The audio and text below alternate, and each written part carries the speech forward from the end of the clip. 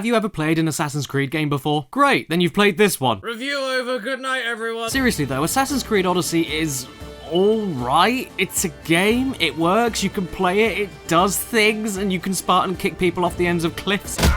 It's a complete technical marvel that looks and runs really well, all things considered, and I do massively apologise for my footage. The choppiness is from XSplit making the frames drop. This isn't what the game ran like on my laptop. But none of these absolutely gorgeous sweeping shots and smoothness of the gameplay excuse Odyssey's utterly bloated design and how much of it never really contributes to anything. If all Assassin's Creed games are like this in the future, then I think they have officially lost all semblance to the series it's from, its identity, and in some places its dignity, no matter how good the core gameplay is. Throughout every hour I spent in Odyssey, I just felt like I was playing some random faceless murder simulator video game about a person on an adventure in Greece. And that's fine and all, you know, if that's the mood you're going for, like Journey for instance, but with the amount of shit this game expects out of its players in terms of time, effort and dedication, with little to no actual progressive drive with the story or anything, made it ultimately a game I completely gave up on after 12 hours once I realised it wasn't evolving and was the exact same thing over and over again. But hey, before I get too carried away, and even though I only managed to get through part of the story, here's your warning for today. Spoilers, alright, okay, nice. Well, firstly, I'll give credit where credit is due. During the obligatory real-life Animus entering part before the assassin simulation happens, the game gives you some clever reasons for the options within the game itself and why you pick between different variables so it feels more real. And even more surprising was the choice of different modes that change up the whole game. A regular guided mode with loads of standard things you'd expect like guide markers and obvious directions everywhere, or the exploration mode that allows you to place markers yourself on the map and gives you an idea where things are, but other than that you're left to your own devices. You can go where you want, when you want. Well, not at this early in the game with no armor because you'll get mauled, but everything else in terms of exploration was done pretty well in my opinion. The city, street and building parkour has mostly vanished and has been replaced with the ability to climb practically any surface. You discover more random things all around you by just travelling on foot or by horseback. They'll always increase your XP and have decent goodies to find. You even find hidden notes in places that hint towards a stash of treasure, and instead of the game just giving you a place to go, you need to read the note and work out where they're talking about from the note itself and see if you can find the place yourself. These tweaks make Odyssey one of the most engaging Assassin's Creed games to physically play thus far. I mean, check it, you can even climb on Zeus's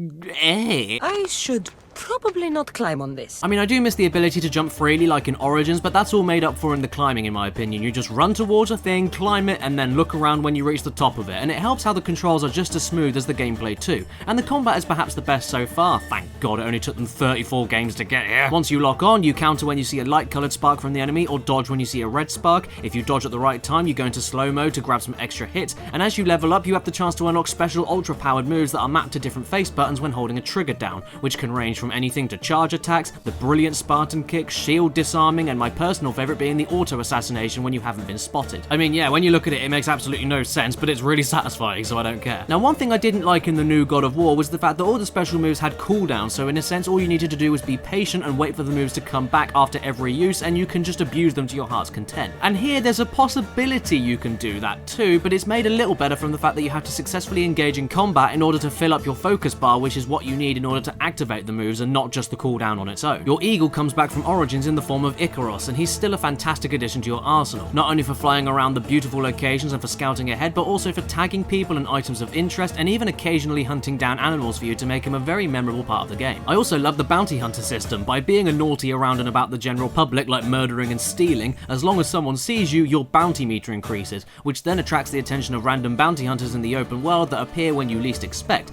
and you can choose to hunt them down or hide from them. That's pretty neat. Although with this guy in particular, I was only a couple of levels below him, but he could still kill me in about 2 to 3 hits, but I pressed on and took him down after a long and grueling 20-minute battle, only to get a reward of really nice gear that I was completely unable to equip because I was too low of a level to use it. That was a really terrible feeling. This in itself is not an issue, but with how much damage he did, how little damage I did, and how long the fight took, I thought the balance of feasible rewards against pushing yourself in higher leveled areas was completely out of whack. Like with The Witcher 3, I know that has a gear leveling system similar to this, but the difference with that game is that it actually has more interesting and fairly balanced side stuff to do that makes the rewards worth it when you eventually level up to that gear. And if something's only a couple of levels above you, it doesn't take 20 minutes to take down an enemy that can kill you in only a couple of hits. I mean, that's just ridiculous. However, I did like how you could, instead of relying on finding new armor and weapons constantly and changing up your look to something you don't really like, you could choose to upgrade your favorite equipment to the correct level, and I really liked how cheap it was to engrave tiny stat bonuses to armor and weapons that you may not plan to have for very long. Exploration is further encouraged with the recruitment system for your galleon. Yes, you have a pirate ship in this game, complete with those epic and very well done, easy controlling ship battles. The pace itself is destroyed in many ways though. Firstly with upgrading your ship, which takes takes so many materials and so much money to do, you'll be upgrading one tiny thing of the ship every 90 minutes without upgrading anything else to you. And hiring guards for your ship isn't as simple as something like MGS Peace Walker, because if you aren't the correct level or don't deal enough assassin damage to your target you want to knock out in order to recruit them,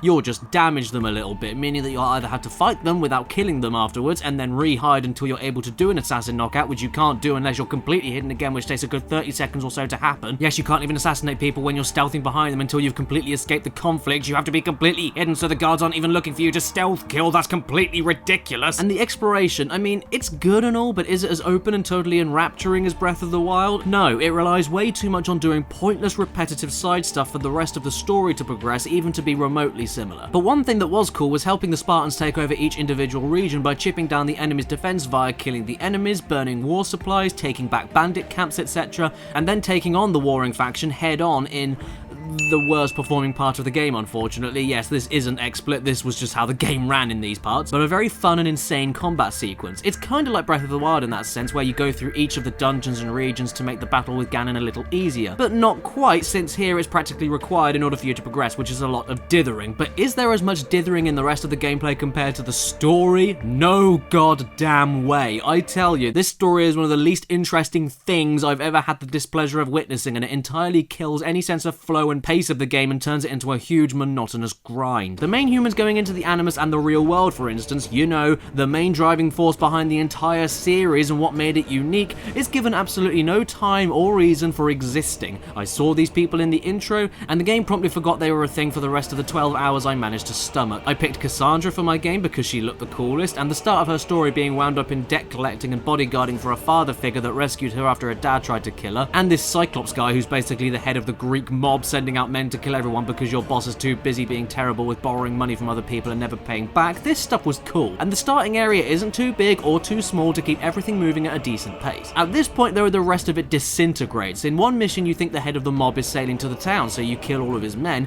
except that wasn't him or his men, and without a single second's extra thought, you not only decide to start talking to the seediest character in the whole game after you murdered all of his men, but literally immediately take up a thieving job from him for no reason, leading you to grab your first classic assassin hood, and then straight after that you take your first assassination contract for a huge political figure fighting the biggest war in the region, which could cause no number of problems, and you say yourself you aren't even ready for it. But aside from a couple of dialogue trees for the player's benefit, you never ever get the chance to question the implications of what you're doing or can't even argue against it. Even when Cassandra asks who this person is or why she should even trust this sleaze bag, he just says, "Well, I'm paying you, aren't I?" And with that you head off to kill this guy. There's no personal drive to anything. And Cassandra started the game off just trying to scrub her own debts and totally start afresh with her life because she doesn't enjoy killing random people indiscriminately. The only reason this entire plot thread happens is because this is still Assassin's Creed and we need an assassin for it. It's completely terrible, and it's the most jarring and unnatural transition into an assassin lifestyle I've ever seen. Even the real life people going into the virtual history world via the Animus are...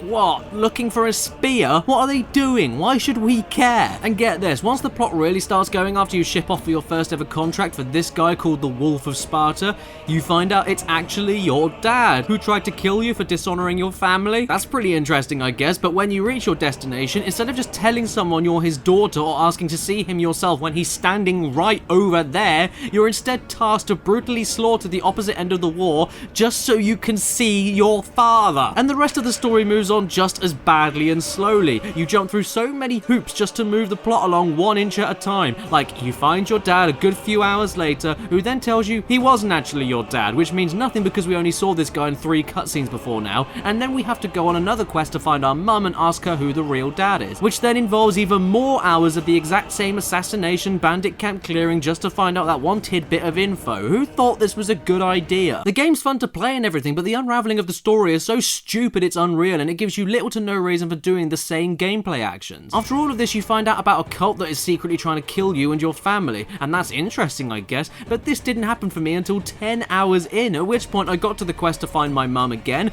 and I did an extra 2 story missions to find her, both ending with a haha gotcha she isn't here story bit. And then the next mission I got was 2 levels above where I was at that moment, meaning I hit a roadblock in which the only way I could get past was to do the exact same things over and over again just to level up to do the story mission, and again, this is only for figuring out one small story segment. And I was seeing so little of the story here that I was forgetting every character other than Cassandra. This game expects way too much from its players, and no matter what anyone tells you, it absolutely pushes you to spend extra money in the store to double your XP gains. It might not tell you in the game or force you with ads or anything like that, but it does definitely push you. And once you reach the same kind of hour count in the game that I was, that's when it starts getting bad, which is a nasty trick to play on the consumer. Like the upgrades for the ship or the levels needed to reach more main story missions, this stuff will take you hours of in-game grinding unless you spend a little more real-life money on top of the £50 you already spent, nudge nudge wink wink, and the fact that it happens at around the 9-hour mark or so makes you feel like all of your invested time into the game so far shouldn't go to waste and that you have absolutely no choice but to spend the money. It's so snivelling and sneaky, and it's a disgrace that all of these gaming retailers are giving this game such high praise for it. And other than this, I mean, what else can I say? It's a decent Assassin's Creed open world stealth game, but nothing less or nothing more. Nothing new, nothing fascinating, and if you only have the money for a few games a year, this one will last you a long ass time. I mean, look how huge this map is. The coloured part took me 12 hours to finish, and I was only on this level after all this time when I was unlocking some missions at level 50. Level 50! It's nice and meaty, I'll give you that, but for me, not only do I not have the time to play this to the end, but the fact there was a lack of any kind of story or drive and the amount of repetition in a series that's already stagnant after so many years, mixed in together and shattered the game into a million pieces for me. If the next Assassin's Creed games are going to be like this, consider me done with the series forever, but if they go back to a Syndicate size and scale, give me a great story and some fresh and new ideas, and I'll be right there to see it through. But for now, screw it. You've beaten me, Assassin's Creed. Not even Zeus's peen can save you. If it's your birthday today while watching this video, happy friggin' birthday to you, and please remember to stay beautiful. Subscribe. Hey everybody, yeah, I know it's not like me to not finish a game at least before reviewing it, but I mean, you saw from the size of the map, I'm really sorry about this, but Assassin's Creed Odyssey, it's so indulgent and so bloated. Just looking at it makes me mentally stressed. Just looking at that map, there's no way I was going to finish it, and, well, I mean, you saw what I said in the review. I keep hitting that. This has got to move. This has got to move. This keychain has got to move. Anyway, thank you so much for watching this video until the very end, everybody. And special thank you to every single person on the screen right now from my Patreon page, which is in the description below. If you want to support the show any further than you already have by watching this video to the very end, thank you very much. But there's no obligation to do it if you don't want to. But before we end this video, I must thank all of the top tier Patreon supporters. Omar Matu, William Sanborn, Mitchell Reed, DC Dungeon Master, Braden Kenny, Jake Delahaye 2008, AD Thornton Smith, Exopaz, Thomas Olson, QB, Nathan Young, I Have a Portal Gun, Cyberpunk Symphony, Mills Kahai, Oblivion Rising, Matthew Hubble, Binary Code, Daniel Leon, Kirsten B, and Brandon. Great name there. Thank you so much, every single one of you.